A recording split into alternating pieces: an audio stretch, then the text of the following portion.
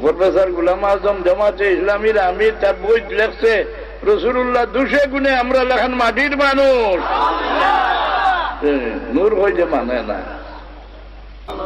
ইমাম ফখরুদ্দিন রাজি রহমতুল্লাহ আলাইহি এতরাজ করুন, আল্লাহ যে হইতরা জাআলনাকা সিরাজাম মুনীরা, আয় আমার হবিব আপনারে নূরের ল্যাম্প বানাই দিছি।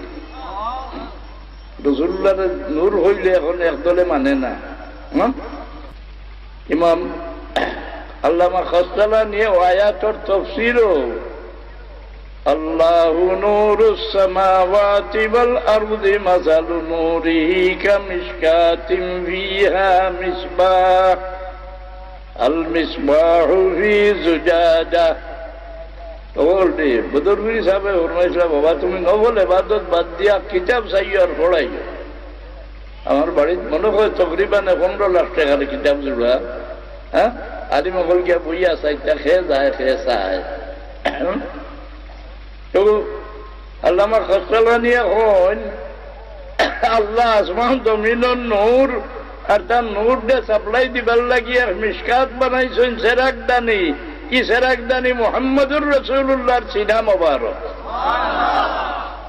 আল মিসবাহু ফি জুজাজা, এই সেরাকটা এই গ্লাসের ভিতরে বারেদি দেখতে মানুষ, রাসূলুল্লাহর বারেদি দেখতে মানুষ দেখা যান না নি, এই বাতিটা আছে ইয়োর ভিতরে।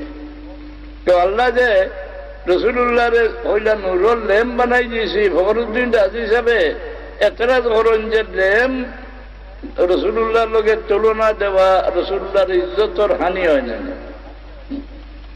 আসমানের ল্যাম্প ছিল নি, আসমানের ল্যাম্প সূর্য, ওটার নাম সিরাজ।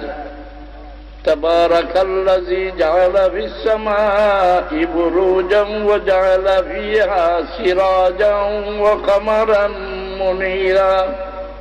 আসমানের ল্যাম্প হইলা সূর্য। আসমানের সূর্যের দায়িত্ব দিছেন এই জমিন হরদন্দে আদমের খোরাক তৈয়ার করতা। আসমানের সূর্যের আলো যে দানার উপরে পড়ে না, এগুলো সুসা হয়নি না না। জমিনের সূর্যের দায়িত্ব দিছেন জিন্নাত ইনসানের উপরে, তার আলো পড়লে জিন্নাত ইনসানের মাঝে সার ধরবো। আর রাসূলুল্লাহর আলোচনে যে আড়ালে রইব এগুলো সুসা হয়ে যাইব, এগুলো জ্বালানি ছাড়া দুজক ছাড়া দিকে সমালি তৈবার জায়গা নাই।